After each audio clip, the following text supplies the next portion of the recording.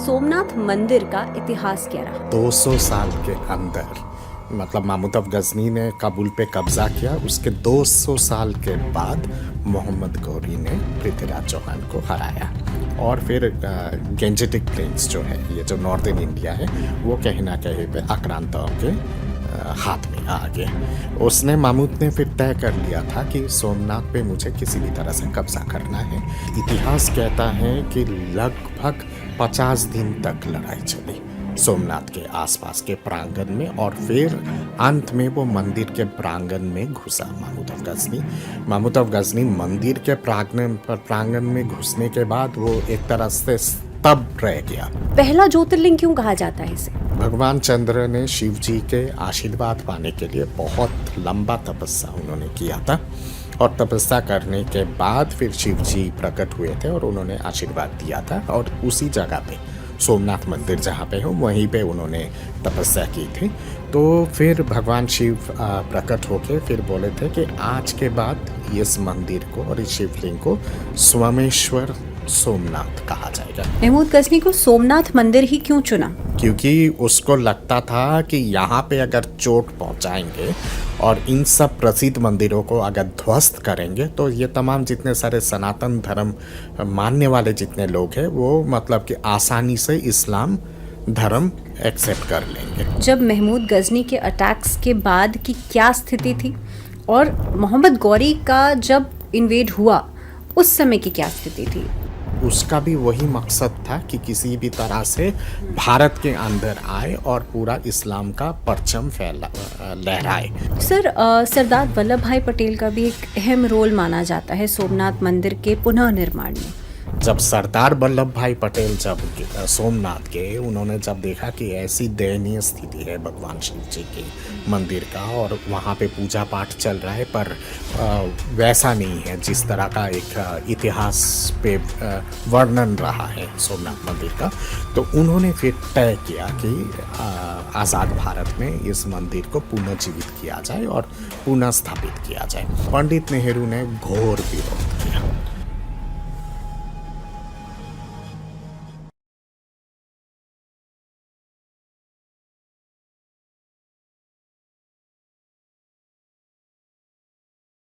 जुड़े रहिए आप लोग टाइम्स मंत्रा के साथ। आप चैनल को सब्सक्राइब कीजिए, वीडियोस को लाइक कीजिए और नोटिफाइड रहने के लिए बेल आइकन को प्रेस करना मत भूलिएगा। हमारे साथ आज हैं डॉक्टर एस.के. दत्ता जो कि इंटरनेशनल कंजर्वेटिव स्पीकर हैं। सर, सबसे पहले स्वागत है आपका। Thank you.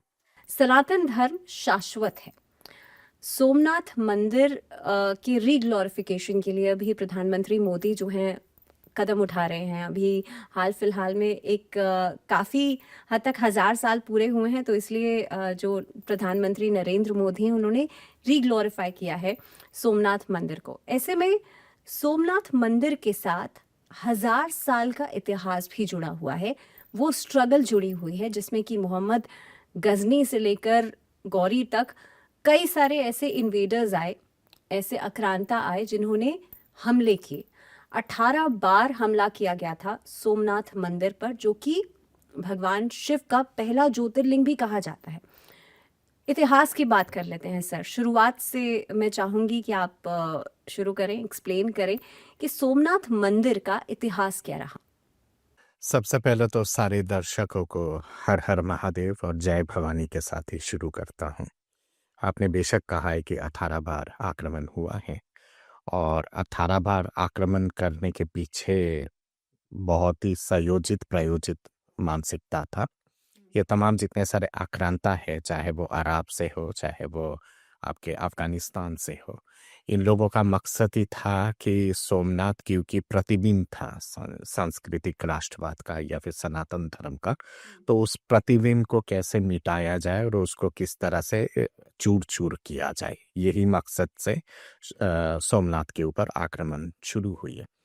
पर सोमनाथ पे आक्रमण जब महमूद गजनी ने किया, क्या वजह था कि वो अचानक एकदम गुजरात में जाके आक्रमण कर पाया? उसकी पहले की परिस्थिति क्या रही है पूरे इंडियन सब कॉन्टिनेंट की, वो जानना बहुत आवश्यक है। आपको याद होगा कि जब मौजूदा ईरान, पर्शिया पर्शिया जब अ, अरबों ने जब फ़तेह की पर्शिया पे फ़तेह करने के बाद वहाँ पे जबरन धर्म परिवर्तन करवाया गया। वहाँ के जो आपके जो पारसी थे, पारसी और पर्शियन सिविलाइज़ेशन अपने आप में बहुत ऐतिहासिक सिविलाइज़ेशन रहा है। वो वैदिक काल के साथ ही वो सिविलाइज़ेशन है और दोनों सिस्टर सिविलाइज़ेशन हैं, यानी कि भारतीय सिविलाइज़ेशन और पर्शियन सिविलाइज़ेशन। तो पर्शियन सिविलाइजेशन को ध्वस्त करने के बाद उसके बाद अरबों ने सबसे पहले प्रयास किया था अफगानिस्तान पे घुसने की। अफगानिस्तान उन दिनों कहीं ना कहीं पे बौद्ध जो रिलीजन है और सनातन धर्म का बहुत एक महत्वपूर्ण केंद्र था। आप जानते हैं कि महाभारत काल में गांधारी की उल्लेख है और गांधार जो अफगानिस्तान में उसके बारे में कहा जाता है। फिर आपके कैकेयी रानी कैकेयी उनके बारे में कहा जाता है कि वो बलूचिस्तान से थे। मौजूदा पाकिस्तान में जो बलूचिस्तान है, कैकेयी प्रदेश कहा जाता था उसको। तो कहीं ना कहीं पे सनातन धर्म का एक प्रतिबिंब था ये सारे केंद्र। और ये तो ज़रूर है कि गांधार में या फिर आपके काबुल में या फिर आपका गजनी और घोर में बहुत बड़े बड़े विशाल शिव मंदिर हुआ करता था। शिव मंदिर, फिर माँ पार्वती की मंदिर, फिर आपके सूर्य भगवान की मंदिर। तो और ये तमाम जितने सारे मंदिर थे ये बहुत ही ऐतिहासिक मंदिर थे और कहीं ना कहीं पे आपके जितने सारे ज्वेल्स और जितने सारे प्रेशियस स्टोन्स का केंद्र था। अरब जब सबसे पहले जब अफगानिस्तान पे घुसने की जब कोशिश की है पार्शिया पार्शिया पे फतेह करने के बाद उस साइड से जब अफगानिस्तान पे प्रयास किए, तो हिरट और ये तमाम जितने सारे साधन अफगानिस्तान में जितने सारे शहर हैं वहाँ पे सबसे पहले आक्रमण हुआ। और वो कहीं न कहीं पे राजा ऑफ ज़बुलिस्तान, ज़बूल, काबुल के नीचे ज़बुलिस्तान का राजा के बारे में उल्लेख है और वहाँ पे एक बाकायदा एक नैरेशन है। एक अफ़गान आपके अरब जनरल और राजा ऑफ ज़बुलिस्तान के बीच में जो लड़ाई हुई थी हीरत पे वहाँ पे, वहाँ एक बहुत बड़ा ऐतिहासिक सूर्य मंदिर था हीरत पे। और वो सूर्य मंदिर के जो सूर्यदेव भगवान की जो विशाल प्रतिमा थी वो लगभग 200 फीट के आसपास, इतिहास कहते हैं कि 200 फीट के आसपास उसकी ऊंचाई थी। और यहाँ माथे पे आपका एक पन्ना था रूबी। और इतने मतलब कि वो उसकी इतनी चमक थी कि वो 10 किलोमीटर दूर से उसकी रोशनी दिखाई देती थी।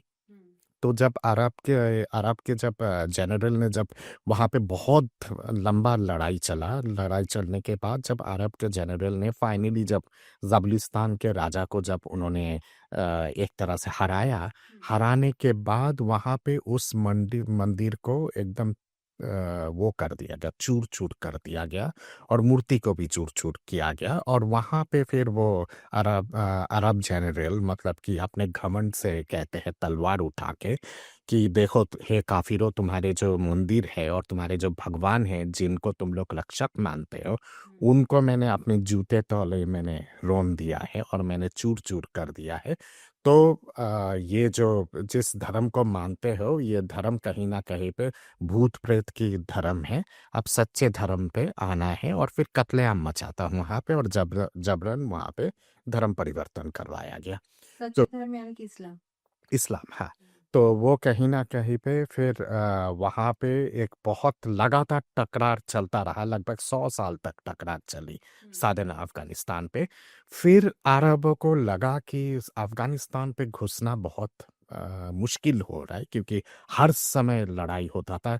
कुछ किलोमीटर ज़मीन अगर वो लोग जीतते तो फिर 5 साल के अंदर वो ज़मीन फिर वहाँ के जो स्थानीय राजा है वो लोग वापस ले लेते थे। फिर इन्होंने अपनी रणनीति बदली और फिर ये सिंध पे आक्रमण किए। राजा दाहिर उस समय था, 726 की बात है। उस दौरान सिंध पे आक्रमण हुआ और सिंध पे आक्रमण होने के बाद लंबी लड़ाई चली, वहाँ पे कई बार आक्रमण हुआ और अंत में राजा दाहिर को मतलब कि हराया गया और उनको वो शहीद हुए। ब्रह्मनाबाद एक जगह है आपके कराची के पास, वहाँ पे शहीद हुए। फिर उनकी महारानी ने मोर्चा संभाली। तो लगभग और 5-7 साल तक लड़ाई चला।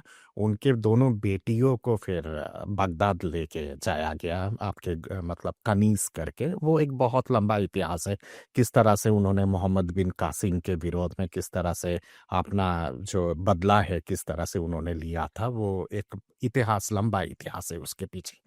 तो सिंध पे कब्जा करने के बाद फिर सिंध के माध्यम से ये लोग फिर दोबारा अफगानिस्तान पे आक्रमण करना शुरू किए। तो लगभग इतिहास कहता है, अफगान इतिहास कहता है कि लगभग 200 सवा 200 साल तक इस तरह का टकरार चला अफगानिस्तान के साथ। और फिर हौले हौले करके एक एक प्रांतों पे कब्जा किए, और कब्जा करने के बाद धर्म परिवर्तन करवा के वहाँ पे तमाम जितने सारे मंदिरें हैं एक एक मंदिरों को ध्वस्त करके फिर अल्टीमेटली अफगानिस्तान पे फतेह हासिल किए। महमूद ऑफ गजनी जब आते हैं तो उस उनके जो पिता हैं, उनके पिता और राजा आनंद पाल और जयपाल, हिंदू शाही किंगडम काबुल के, उनके बीच में लगातार लड़ाई चला। और सबकुद्दीन जो महमूद ऑफ गजनी के जो फादर है वो कई सारे लड़ाई में हारे। और उसके बाद महमूद ने गजनी का जो वो है सिंहासन है उस पे कब्जा किया। कब्जा करके और फिर सिंहासन में बैठने के बाद उसने फिर लड़ाई शुरू की हिंदू शाही रूलर्स के विरोध में। और आनंद पाल पहले, जयपाल पहले, उसके बाद उनके बेटे आनंद पाल। तो काबुल पे फिर आपका बल्ख और ये तमाम जितने सारे गंधार ये सब एरिया है, यहाँ पे हिंदू शाही किंगडम था। ये बहुत बड़ा साम्राज्य था। ये आपका ईस्टर्न अफगानिस्तान से लेके मौजूदा पाकिस्तान जो खैबर पख्तूनवा है, ये तमाम एरिया पंजाब तक, हिमाचल प्रदेश तक इनका साम्राज्य था। तो महमूद ने फिर पूरा इकट्ठा किया अपने फौज को, और आनंदपाल और जयपाल के साथ एक घमासान हुआ। उस घमासान, वो बैटल ऑफ काबुल, काबुल पे काबुल के बाहर, काबुल नदी जहाँ पे है उसके वहाँ पे ये बहुत बड़ा बैटल हुआ। होने के बाद फिर राजा आनंदपाल की हाथी पे एक तीर लग गया था, जिसके चलते उल्टे तरफ हाथी वो भागना शुरू किया। अफरा तफरी मच गई, और उस अफरा तफरी में जो हिंदू शाही के जितने सारे सेना है उन लोगों को लगा कि राजा जयपाल और आनंदपाल हार गए हैं। और राजा जयपाल तो वीरगति प्राप्त किए वहाँ, और आनंदपाल फिर काबुल से वो इस तरफ आए, आपके लाहौर और पेशावर इस साइड पे आ गए, और काबुल पे महमूद ऑफ गजनी ने फिर अपना कब्जा जमाया। उस दौरान एक इतिहास ये भी है कि राजा आनंद पाल ने तमाम जितने सारे राजपूत, जितने सारे वो थे, राजाओं की जितने सारे किंगडम्स थे नॉर्दर्न इंडिया पे, सबको उन्होंने अपील किया था कि लामबंद होना बहुत आवश्यक है। कश्मीर के महारानी को उन्होंने अपील किया था। उज़्बेकिस्तान के महारानी हिंदू थे उस समय, उनको भी अपील किया गया था कि सब लोग लामबंद होते, नहीं तो सनातन धर्म खत्म हो जाएगा। तो कहीं ना कहीं पे वहाँ पे आपस में इतने ज़्यादा मतभेद थी राजपूत राजाओं के बीच में, तो किसी ने वो लामबंदी मानी नहीं। और वो उसके चलते मतलब जो मदद पहुंचना चाहिए था, केवल कश्मीर के महारानी ने मदद पहुंचाई थी, उज़्बेकिस्तान के महारानी ने मदद पहुंचाई थी, पर नॉर्दर्न इंडिया से जैसे अजमेर हो गया, फिर आपका दिल्ली हो गया, ये तमाम जितने सारे चौहान किंगडम है और बाकी जितने सारे हैं, तोमर किंगडम वगैरह, मेवाड़ वगैरह, वहां से जो मदद आना चाहिए था वो मदद मिला नहीं था। तो फिर आनंद पाल जब मारे गए उस बैटल में, तो आनंद पाल ने फिर रणभूमि में रोते हुए कहा था, आज तो काबुल की जो ताला है वो तो मलेच्चों के हाथ में लग गया है, यानी कि इन्वेडर्स के हाथ में लग गया है। काबुल पे तो आज कब्जा हो गया, पर याद रखना एक बात, आज काबुल के साथ यह हुआ है, कल को जो गेंजेस वैली है, यानी कि गंगा का जो प्रांत है, उसके साथ भी यही दुर्दशा होगा। और उनकी ये भविष्यवाणी बिल्कुल एक तरह से अटल साबित हुआ, क्योंकि 200 साल के अंदर, मतलब महमूद ऑफ गजनी ने काबुल पे कब्जा किया, उसके 200 साल के बाद मोहम्मद गौरी ने पृथ्वीराज चौहान को हराया। और फिर गेंजेटिक प्लेन्स जो है, ये जो नॉर्दर्न इंडिया है, वो कहीं ना कहीं पे आक्रांताओं के हाथ में आ गए। तो यहाँ से इतिहास शुरू होता है। अब जब काबुल पे जब महमूद अब्बास ने जब फ़तह हासिल किया, उसके बाद वो सबसे पहले फिर